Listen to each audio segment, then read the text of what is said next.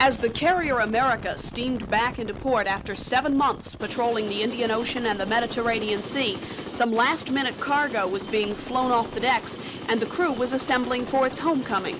Unquestionably, one of the highlights of this 7-month cruise was a trip through the Suez Canal. It was the first transit since 1967 of any of the super carriers, and America just happened to be the first one to go through. The Mediterranean shortcut gives the Navy so much flexibility that defense officials have been able to reduce that two-carrier commitment in the Indian Ocean on the other side of the Suez Canal.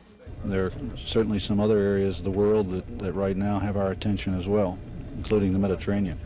While the crew was at sea, it got a raise from Congress. Good news for a crew that had worked 12-hour days, 7 days a week. They could have done it with less pay, but it's certainly nice for them to realize that they're being paid at a scale that's a bit more generous. The America was also in the Indian Ocean when those 2 Libyan planes were shot down by Nimitz-based fighters.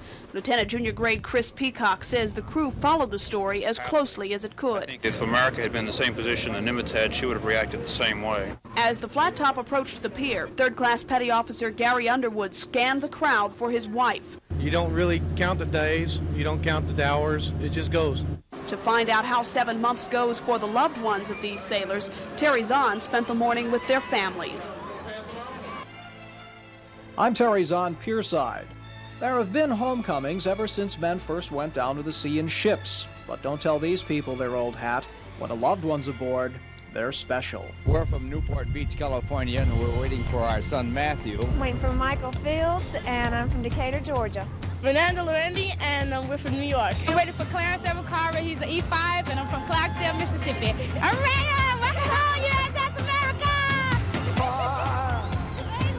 We've been traveling far. Our son and our brother, we haven't seen him since he left in April, and I'm going to cry. They're coming to America.